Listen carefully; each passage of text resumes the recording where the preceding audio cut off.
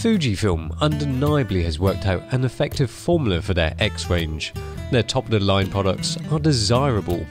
Their more accessible products are, well, more accessible. But they've got something new out that is perhaps accessible and desirable. This might just be it. The Fujifilm X-T10. What is this lens? Ugh. Let's get that off.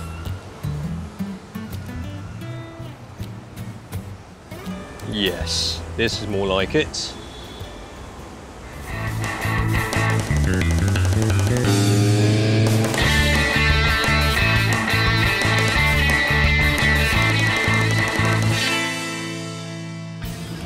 Shooting with the X-T10 is a familiar feeling, probably because this is essentially an X-T1 Lite.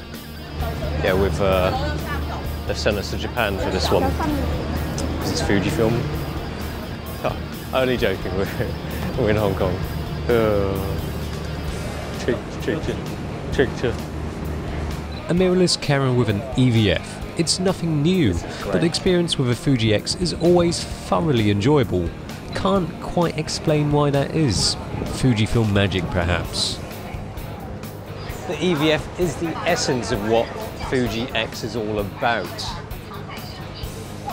If it doesn't have an EVF, then don't buy it.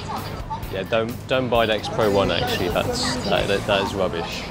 Those dials, the aperture ring, the cable shutter release thread, those features that you thought died off around the same time the mullet did, they are what make the X cameras so much fun to shoot with.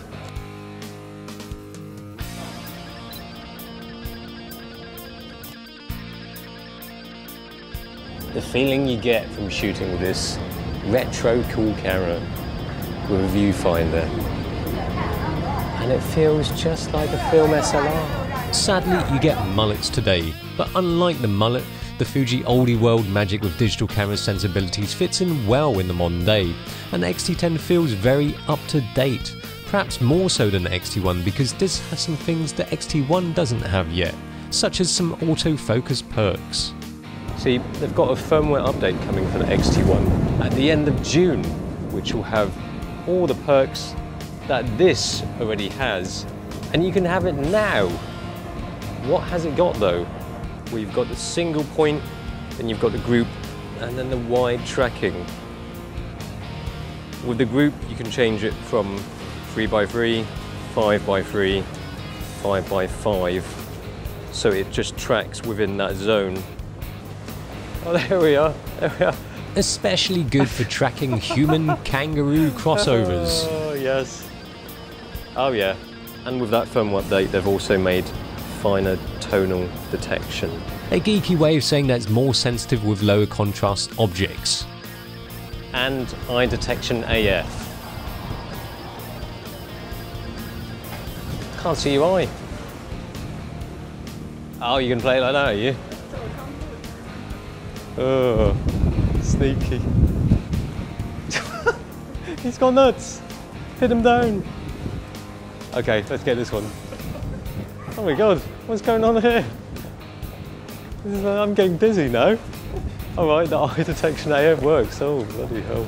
The eye detection AF works as a deterrent for your subjects. It doesn't work in fact, it has the opposite effect.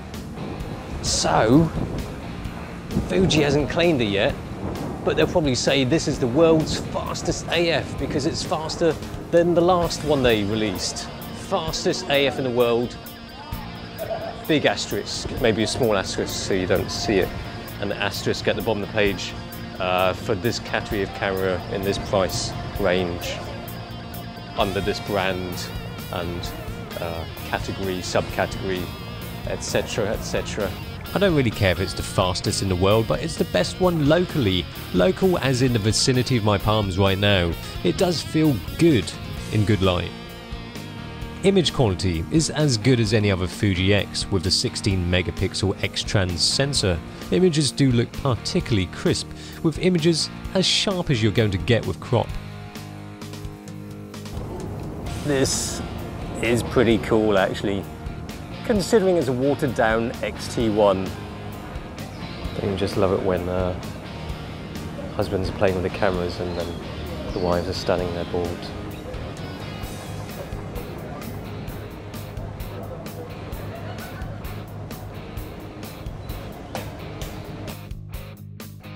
But as it's an X-T10 Lite, there are heavyweight features that have been lipo-suctioned out. Comparing the top plate, the loss is quite apparent. There's no dedicated ISO dial here, and no, as Fuji call it, photometry dial here. That's just like metering zone, isn't it? Photometry. Loss of those dials is a big thing. I mean, that's what the X-T10 is all about. Those dials are what geeky hipster nerds have wet dreams over. Ooh, dials, sexy dials. And you could get wet over the X-T10 because it had weather sealing. I wouldn't want to splash anything on the X-T10 because it's not sealed like the X-T10 and because it's just a first date. But you know what? Get a tissue. Don't have sweaty palms, you'll be fine. Mostly, you're going to get as much of the good stuff of the X-T10 with the X-T10. You've got an 8 FPS continuous burst and a 49-point AF system. Hybrid AF. Then there's the interval timer mode. You've got a decent 3-inch tilty flippy screen, and you have Wi-Fi connectivity also.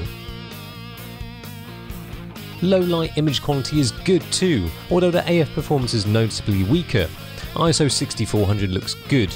At ISO 12800 it starts losing its mojo but still very usable. Anything above that, it's starting to look pretty poor. Video specs are the same as the X-T10 with 1080 60p capability, but the quality of the image is a bit of a letdown. There's moire and artifacts by the bucket load, making it not a suitable camera for video shooters. The maximum shutter speed is 4,000ths of a second, but you've got the option of an electronic shutter that goes up to 32,000ths of a second, so you can shoot wide open in the daylight. The great thing about electronic shutter is that it's dead silent. I'll tell you what though, you can't move too fast when taking a shot, because this happens. It's just like rolling shutter. Everybody's tilted that way. And like any trendy mirrorless camera these days, it's got peaking and modes to help you with manual focusing. And you can switch to manual focus quite easily. You've got a split image, kind of like a rangefinder patch option, and also a peaking option. The consequence of having a smaller viewfinder is that you don't have the picture-in-picture option of the X-T10, which you had the main one, which was for framing, and then the smaller one zoomed in for finer manual focusing. You don't have that with this. No. This dial has got loads of different options. Some of them useless. You've got the sweep panorama, then you've got the multiple exposure. What is good is the film simulations. Filters, not so much.